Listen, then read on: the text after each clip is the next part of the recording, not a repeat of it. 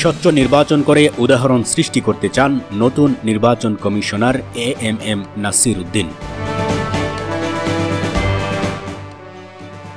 আমার তরফ থেকে আমরা প্রস্তুত থাকবো, যত দ্রুত সম্ভব প্রস্তুতি নেওয়া যায় আমরা নিব ইনশাআল্লাহ। প্রাণ দিল, আহত হলো, নিহত হলো, রক্ত দিল, শহীদ হলো, জুলাই আগস্টে কত লোক প্রাণ দিল। যে এই নির্বাচন কমিশন জনগণের প্রত্যাশা অনুযায়ী একটি নির্বাচন দিবে যেখানে জনগণ স্বাধীনভাবে ভোট দিতে পারবে, যাকে ইচ্ছা তাকে ভোট দিতে পারবে। গত 3টি জাতীয় নির্বাচনে মানুষ ভোট দিতে পারেনি, বরং প্রহসন হয়েছে নির্বাচনের নামে। মানুষের সেই ভোটাধিকার ফিরিয়ে দেওয়া নতুন কমিশনের দায়িত্ব।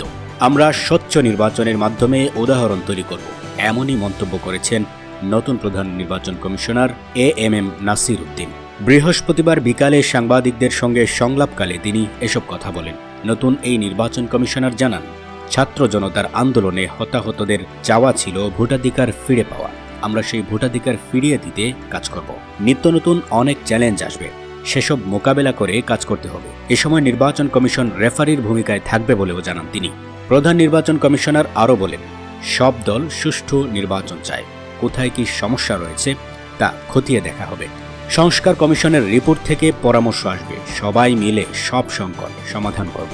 ভোটার তালিকা হালনাগাদ বিশাল এক চ্যালেঞ্জ জানিয়ে তিনি বলেন, নির্বাচন কেন্দ্রিক সংস্কার শেষ করতে হবে। সংস্কার কমিশন যত তাড়াতাড়ি রিপোর্ট দিবে তত নির্বাচনের কাজ এগিয়ে যাবে। তবে আওয়ামী লীগের নির্বাচনে অংশগ্রহণের বিষয়ে কোনো মন্তব্য করতে রাজি হননি তিনি। এর আগে অবসরপ্রাপ্ত এএমএম নাসির উদ্দিনকে প্রধান নির্বাচন কমিশনার হিসেবে নিয়োগ দিয়েছে সরকার। বৃহস্পতিবার মন্ত্রিপরিষদ বিভাগের এক প্রজ্ঞাপনের এই তথ্য জানানো হয়। দৈনিক কর্ণকণ্ঠ, সবার কথা বলে।